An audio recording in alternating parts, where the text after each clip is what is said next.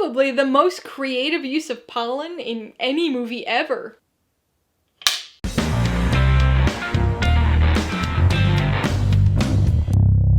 Hey everybody, welcome to Mainly Movies. Today I'm going to be talking about the 2025 spy thriller, The Amateur. If you're new here, please consider subscribing for a variety of movie-related content like reviews, rank lists, and trailer reactions. All my reviews include a breakdown of the pros and cons, my rating, and even some tailored film recommendations, so be sure to watch through to the end of this video for all of that extra content. The Amateur stars Rami, Malek, Laurence Fishburne, and Holt McCallany, and was directed by James Hawes. Based on Robert Littell's 1981 novel of the same name, it tells the story of a CIA data analyst with very little field training who goes on a revenge mission following the murder of his wife. Movie trends are constantly shifting, but for some reason, it feels like we've been getting a lot of movies lately that feel very broadly reminiscent of other movies. That might sound a bit obvious in our current era of franchise prominence, when every third movie is a sequel, reboot, or remake. I mean, this film itself is a remake of a long-forgotten 1981 film, adapted from a slightly less forgotten Robert Littell novel, published that very same year. But even if you're unfamiliar with those two bits of source material, that reminiscent feeling persists while watching the 2025 version of The Amateur. Like most genres, espionage thrillers have seen their share of rises and falls over the years. James Bond and Mission Impossible have been the genre's franchise mainstays through the decades, but there have been periodic heydays and resurgences, where smaller franchises and even standalone spy thrillers have found great success. And The Amateur is a movie that feels very much like a throwback to films from one of those time periods. To be perfectly honest, this film is kind of an odd mix for a throwback, though I suppose that's a big part of what makes it initially seem a bit novel. It's got the revenge thriller throughline and conspiracy elements of a number of 70s and 80s Cold War espionage thrillers, which is fitting considering the source material was published in 1981. But in addition to that, it's got a very early 2000s tech thriller flair to it. The story's been updated and set in present day with modern technology, yet it feels like a film that's temporally out of place. Certainly out of place in today's espionage thriller landscape, but also probably out of place in either of the other two aforementioned film time periods as well. This is a movie that requires a good deal of suspension of disbelief. Not in the silly, glamorized spy thriller way of certain eras of the James Bond movies, but rather in a techie, unglamorized spy movie kind of way. This film boasts an intriguing premise that's played fairly seriously, but is sort of silly in its unbelievability.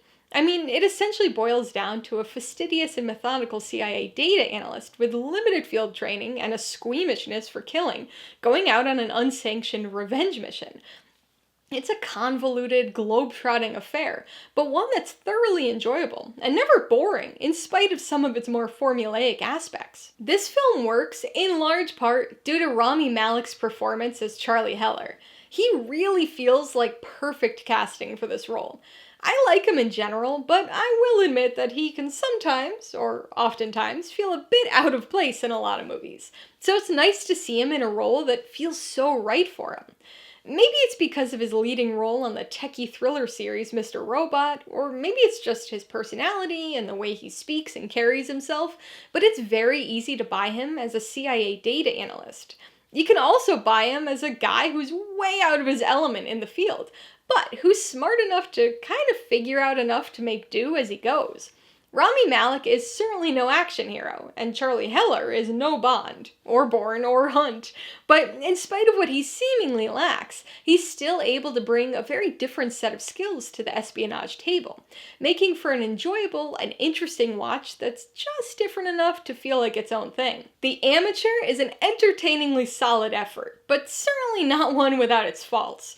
The very formulaic structure means that the film frequently falls into tropes and other genre cliches that might make you roll your eyes when you see them. Everything from a sad, grief-filled shower scene to the classic visions of a dead spouse who's not actually sitting in that chair or looking through that window. This movie also features some significant plot holes, a few wasted or altogether forgotten characters, and some overly convenient and excessively tidy, sudden wrap-ups to certain plot points. I fully recognize that this movie is going to join the ranks of countless other similar, half-forgotten thrillers. It's all but destined to be one of those movies that dads will watch on cable while standing in front of the TV, having forgotten that they long ago announced that they were headed out to mow the lawn. But honestly, I usually enjoy those movies, and find myself getting sucked into them when I come across them on TV. And so I enjoyed The Amateur as well. It's not going to be a film that blows anyone's mind. It's just a very competently made throwback spy thriller that entertainingly gets the job done. Alright, let's talk about the pros and cons. Pro number 1 is Rami Malek. I've always liked him as an actor, but he's definitely somebody who can sometimes feel a bit out of place in certain roles. Well, this is not one of those times. He is perfect for this kind of role. He's definitely believable as a tech-inclined analyst, thanks in no small part to his role on Mr. Robot, but he can also pull off the kind of fumbling field agent aspect of the story too, with his subtle moments of humor. It's honestly really great to see him in a role that truly suits him. The second pro has got to be the premise. The novel certainly deserves much of the credit here, as the source material for the film, but this premise is a fun take on the rogue, revenge-based spy thriller. It gets a little convoluted, and the story's a bit silly in an unlikely and unbelievable kind of way, so it definitely requires some suspension of disbelief from the audience, but still, in spite of that, it's really fun to see Charlie's weirdly intricate plans for revenge, and how he gets around his hang-up of killing these bad guys up close. There's a real throwback style to this premise, even though it features a comparatively uncommon setup and lead character. On the con side, the biggest issue is the screenplay, or at least parts of the screenplay. There's some genuinely fun and creative stuff in there, but it's also bogged down by a number of gaping plot holes and several plot threads that end up going nowhere. Similarly, there are several characters who are introduced only to do pretty much nothing in the story. The most egregious example of this is John Bernthal's character. It's an enjoyable movie nonetheless, but some of the more cliché genre tropes and overly convenient plot elements could have been dialed back a bit. Before I give you my rating and recommendations, I want to remind you that if you're interested in buying The Amateur or any of the other films I mentioned today, I do have affiliate links for all of them in the description below. I get a small commission from anything you buy using one of my links, so I'd really appreciate it if you'd use them if you're in the market for any of these movies. I'm gonna give The Amateur 3.5 out of 5 paws. This is admittedly a bit higher than I think most people will give it, but I'm a fan of this genre and tend to like movies like this a bit more than most people, so that tracks.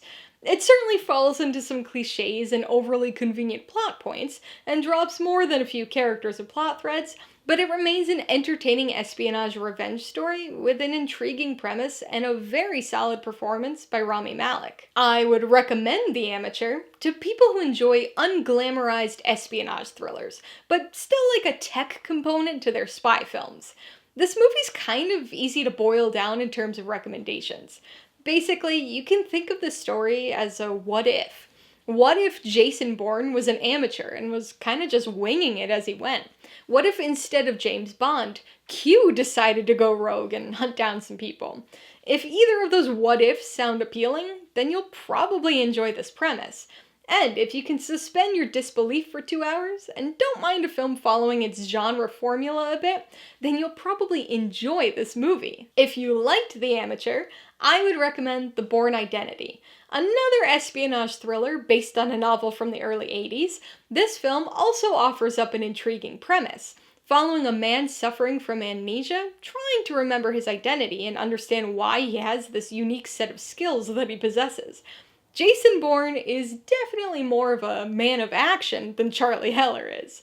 If you'd like another CIA revenge action thriller, you might want to check out American Assassin. Following the death of his fiancée, Dylan O'Brien seeks revenge on her killers, only to find himself with a unique career opportunity. This is another one of those dad watches while standing in front of the TV kind of movies. And if you really liked this data analyst goes rogue premise, you might want to watch The Amateur, the 1981 version. I usually try not to include originals or remakes in these recommendations since it's a bit obvious, But this is kind of a special case, because I think a lot of people don't realize there was an original. Alright, a couple questions for you guys. Number 1, have you seen The Amateur? If so, what'd you think of it? And number 2, what's your favorite remake that you didn't initially know was a remake?